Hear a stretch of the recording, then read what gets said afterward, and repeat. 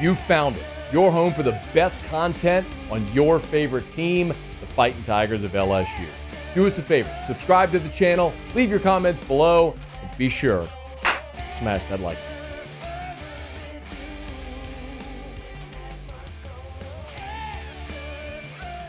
Yeah, for sure. I mean, this game lives up to the hype every single year, so I think it's a big game for us. And yeah, it's time to create another memory for sure. Mason Taylor, biggest memory of his career. Did it as a freshman against Alabama, the two-point conversion, the last time these two teams met in Tiger Stadium. Of course, what a call. In overtime, LSU beats Alabama 32-31 that night in Tiger Stadium on the two-point conversion. And see if the Tigers can go create another memory. The big difference, obviously, is that this will be the first time since 2006 that Nick Saban won't be a part of this game on the field. Now, he'll be there with College Game Day. My understanding is Nick Saban will be in the building. He'll stay for the game. And I understand there might be some other dignitaries. Bill Belichick is likely to be in Tiger Stadium as well on Saturday night. So, but not having Saban on the sideline creates a massively different dynamic around this football game for every reason, both the aura, the impression of the game, the personality and feel of the game, and then also just not having his football acumen and experience on the sideline for Alabama. And Brian Kelly was asked on the SEC Coaches Teleconference what it's going to be like coaching against Bama without Nick Saban. You know, I think in some instances, this football team still resembles the building blocks of Coach Saban. It is Coach DeBoer's team, and it will continue to take on his personality and his direction. But a lot of the work, obviously, in terms of building the foundation is still there. There's a great culture, and Kalen took over a program that was in great shape. So a lot of the underpinnings are still there. I think he still has an office there, right? So there's still that sense that there's a man behind, the curtain, if you will. And I don't want to take anything away from Coach DeBoer because it's his team, but you do sense a little bit of Nick there. So it'll be different, but not to a point where you don't feel like there's still influences from Coach Saban. I think influences is a good way to put it. The other thing that I would tell you is I remember this conversation that I had with my buddy Ryan Fowler from Tide 100.9 in Tuscaloosa. Had this conversation with Ryan over at SEC Media Days, and the way he kind of described just the whole mood, the vibe, the feeling around Tuscaloosa and the Alabama football program was that it was sort of it was just a lighter mood. Like there was just sort of, people felt like they could breathe as they moved around football operations. And he talked about how DeBoer is so much better and more accessible with the media and all these different things that were different. But it was at that moment that I knew my feeling on Alabama, my impression of what was going to happen with Alabama post Nick Saban was spot on. Because, look, man, if you're going to try to tell me that something's better because it's easier, I'm not going to buy that. The reason Nick is the best ever in the history of this sport. Not one of the best, unequivocally the best coach ever. Won national titles at two different schools and won titles in the most transformative era of college football. Scholarship limits. Signing day, signing class hard cap at 25. NIL. Transfer portal, the college football playoff, then now the 12-team playoff. He went through all of it. And no matter how much the system changed, the rules changed, the format changed, everything, he continued to be the best ever. And the reason is because of his maniacal attention to detail. And all of a sudden, when you start to tell me that things around Tuscaloosa, around football ops at Alabama, are just easier, people are moving more freely, that's because the teachers left the classroom. Oh, there's a lot of the same students in the classroom, but the teacher ain't there anymore.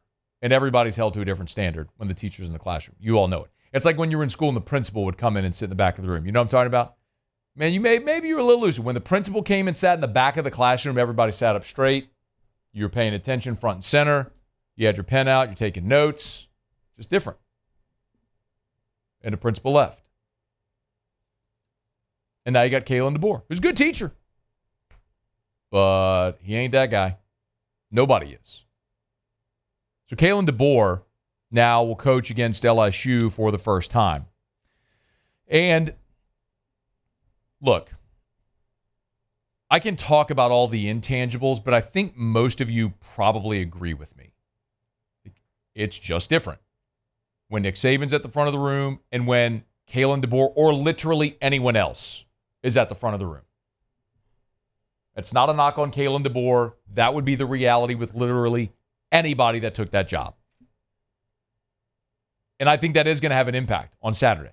Brian Kelly is a more experienced head football coach than Kalen DeBoer. And you can talk all about DeBoer being in the playoff last year. Brian Kelly played for a national championship in the BCS era at Notre Dame and made the college football playoff twice, the 14 playoff twice. Like, they are equally, in that respect, Brian Kelly is more accomplished than Kalen DeBoer. But you're going to look at on-field and how these two teams and these two coaching staffs strategize this game. Now, Kalen DeBoer was asked on the SEC Coaches Teleconference about both quarterbacks and the impact they may have. First, here was Kalen DeBoer on LSU quarterback Garrett Nussmeier. He can make all the throws. It just feels like he's got really a great handle on the offense.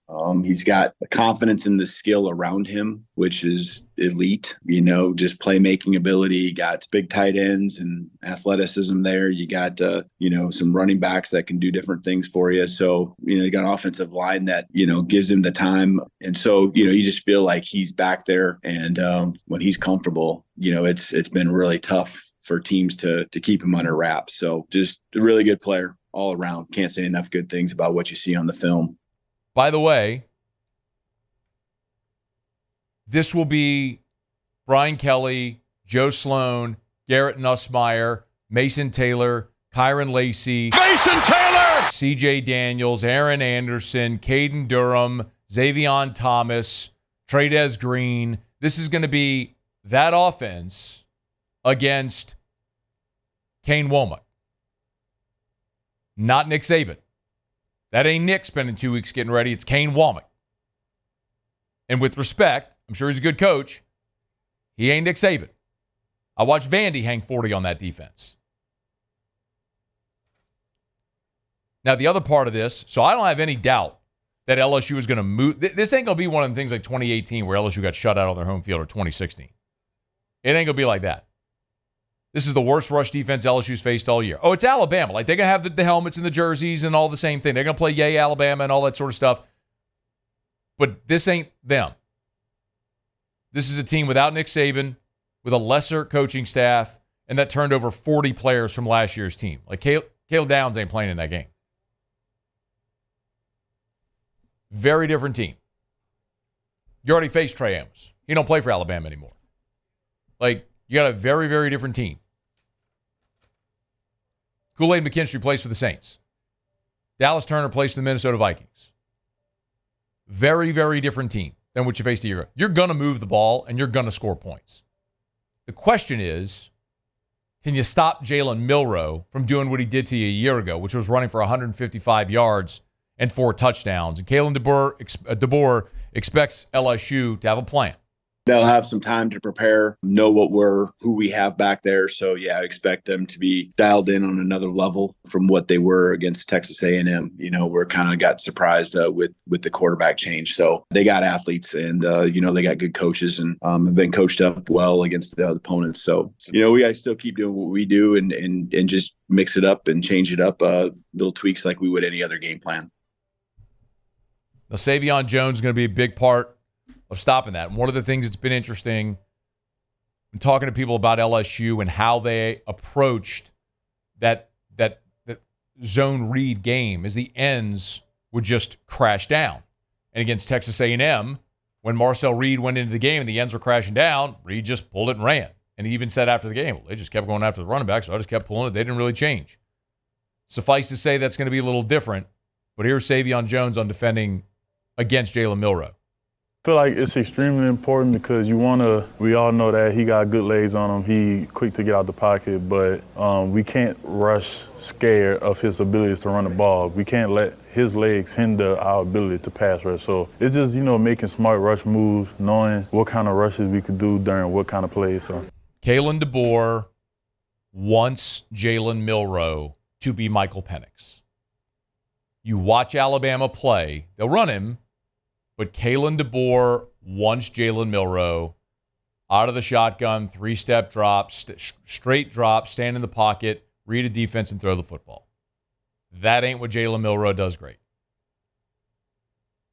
LSU pressures him, but they can keep him in the pocket and not get hurt with 30-yard scrambles. Yeah, I think this defense has a really good chance of limiting Alabama Saturday in Tiger Stadium. Hey, thanks so much for watching. Please leave your comments. I love to interact. And be sure to hit the red subscribe button below.